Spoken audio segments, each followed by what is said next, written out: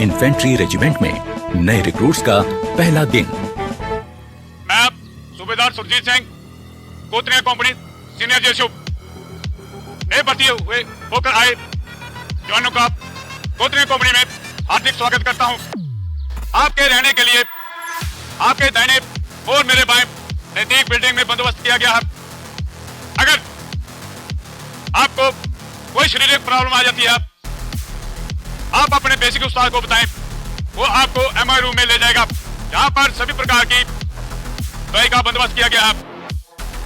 इस दौरान अगर आपने अपने घर में कोई बातचीत करनी हो, मेरे पीछे और आपके सामने बिल्डिंग के दाहिने किनारे पर एसटीडी बूथ लगाया गया है। आप समय समय पर जाकर वहां पर अपने घर वालों से बातचीत कर सकते हैं। आपके खाने का बंदोबस्त बिल्डिंग के पीछे कुक हाउस, वहां पर आपको उस्ताद लेकर जाएगा और उसे वाकिफ कराएगा। अभी अगले 9 महीने तक आप जहां ट्रेनिंग लेंगे, इस दौरान आपको अपने घर वालों के साथ मिलने के लिए एतवार के दिन गेस्ट मिलन दिन रखा गया है और बीएमटी खत्म होने के बाद आपको 28 दिन की छुट्टी दी जाएगी। उस छुट्टी के दौरान आप अपने घर वालों से खूब मिल सकते हैं। छुट्टी खत्म होने के बाद आपको बीएमटी ट्रेनिंग करनी पड़ेगी।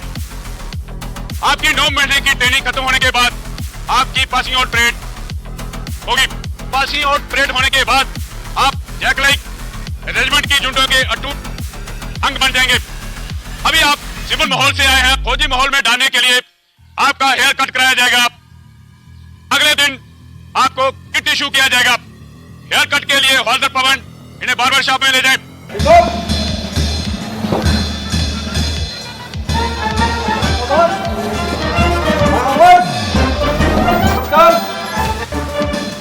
रिक्रूट्स को पता था कि अब उनकी जिंदगी में कई तब्दीलियां आने वाली हैं। उसकी शुरुआत हो चुकी थी। फौजी तरीके में बाल कटवाना पहला कदम था। छोटे छोटे बालों को कम रख रखाव की जरूरत पड़ती है और इंसान दिखने में चुस्त और स्मार्ट लगने लगता है। पहला कदम तय करने के बाद इनका अगला पड़ाव है बटालियन स्टोर। यहाँ रिक्रूट्स को अलग अलग किस्म की फौजी वर्दियां बांटी जाती हैं। वही फौजी वर्दियां जिनको अब तक ये हसरत भरी निगाहों से देखते थे, पर आज उन्हें पहनने का मौका और हक इनको मिला है। अपने अफसरों से वर्दियां हासिल करना इनकी जिंदगी का पहला तमगा है जो इन्हें मिलता है। अपनी जिंदगी का सबसे कीमती पहनावा हासिल करने के बाद ये जानना जरूरी हो जाता है कि किस पहनावे को कब पहना जाए और किस तरह से पहना जाए।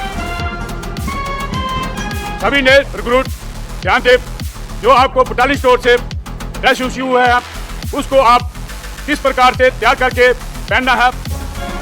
सबसे पहले कैप को किस प्रकार से तैयार करना है, उस्ताद आपको उसका नमूना देगा। आप अच्छी तरह उसे देखें और समझें। उस्ताद आशिक हुसैन। वर्दी को पहनने का सलीका आना निहायत जरूरी है। पहली नजर में किसी फौजी को किसी आम आदमी से जो चीज अलग करती है वो है पहनावे का सलीका। ये रिक्रूट्स को समझना बहुत जरूरी है। इसकी शुरुआत हुई सजीली और रोबेली टोपी से, यानी बैरेट से। सबसे पहले बैरेट के अंदर रुई वाले हिस्से को बाहर निकालें और बैरेट के ऊपरी भाग को पानी में भिगो दें। भिगोने के बाद इसे निचोड़ें और झाड़कर उसका पानी निकाल दें। पानी अंदर ले जाता है, जिसको हम साइड में लेके उसको हल्का सा छंडना है। 2 3 4। अब रुई वाले हिस्से को फिर से अंदर डाल दें। इसके बाद दोनों हाथों की मुट्ठी बंद करके टोपी को ऐसे घुमाएं कि वो पहले जैसी सूरत में आ जाए। अब बारी है इसको सिर पर बैठाने की, पर उससे पहले ध्यान रहे कि बैज के अंदर की तरफ की इस लिट को बाईं आंख की सीध में रखते हुए पहनना है।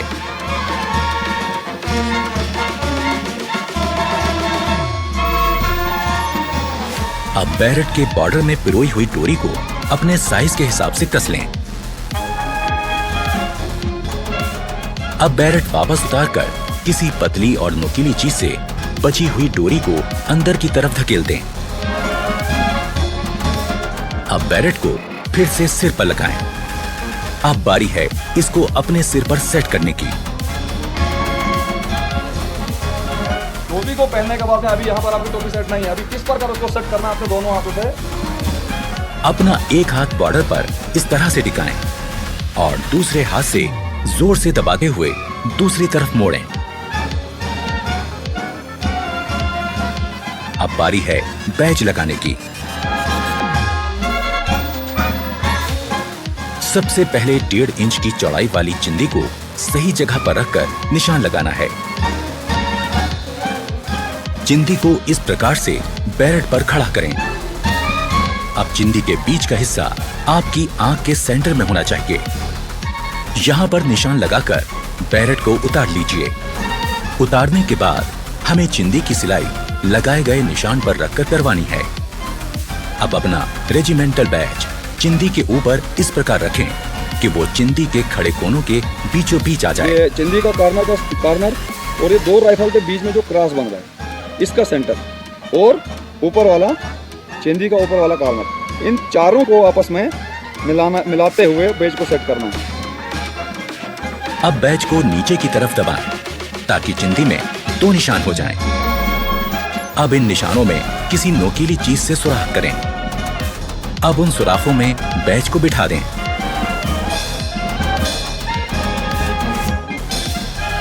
अब इसे पलटकर अंदर की तरफ से ये पिन इस प्रकार से लगा दें। इससे बैज अच्छी तरह से फिक्स हो जाएगा और कभी गिरेगा नहीं। पिन लगाने के बाद ये लिड ऊपर रखकर इसकी सिलाई कर दें। अब बैज का पिन सिर पर नहीं चुभेगा। अब हो गई बैरेट तैयार।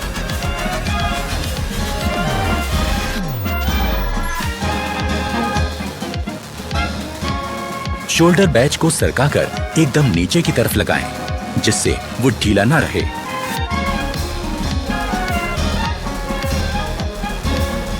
नेम बैज दाहिनी जेब की ऊपर वाली सिलाई के साथ एकदम सीधा करके लगाएं। बेल्ट को सेट करने से पहले दाहिने हाथ में मुड़ा हुआ कुंडा और बाएं हाथ में सुराख वाला कुंडा पकड़ें। बेल्ट लगाने से पहले ध्यान में रखें कि कमीज की ये लाइन और जिप की लाइन एकदम सीध में हो और बेल्ट का बकल ठीक उनके बीचों बीच में हो।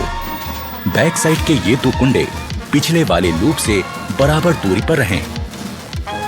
आगे से बकल बंद करने के बाद इस प्रकार कमीज की सिलवटें निकाल लें, आगे और पीछे दोनों तरफ से। ड्रेस पहनने के बाद कमीज के ऊपरी 3 बटन दिखने चाहिए, ना कम ना ज्यादा। पैंट पहनने के बाद जूते के केवल 2 फीते ही दिखने चाहिए।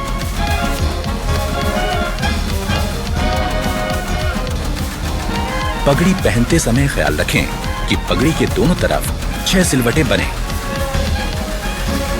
पगड़ी के बीच में दिखने वाली लाल पट्टी की लंबाई 1.25 इंच और चौड़ाई 1.5 इंच होनी चाहिए। कॉम्बैट ड्रेस में आगे की तरफ लगा पाउच इस्तेमाल होगा एम्यूनिशन रखने के लिए, जिससे फौजी के हाथ खाली रहें।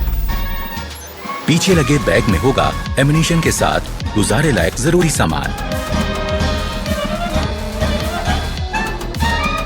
मुफ्ती ड्रेस, नाइट ड्रेस और पीटी ड्रेस को पहनते समय भी ये ध्यान रखना है कि वो साफ सुथरी हों और सलीके से पहनी गई हों।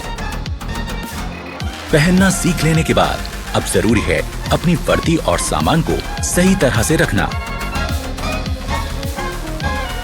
सबसे पहले हर रिक्रूट को अपना खास आर्मी नंबर लिखकर अपने हर सामान में लगा देना है। अपने लॉकर्स पर बने शेल्फ पर रोजमर्रा का सामान रखना है और हैंगर्स का इस्तेमाल अपनी वर्दी टांगने के लिए करना है।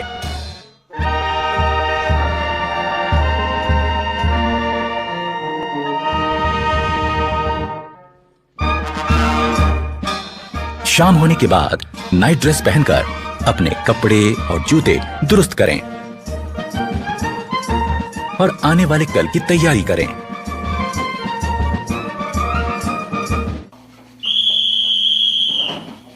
ठीक 10 बजे की सीटी ऐलान करती है सोने के वक्त का।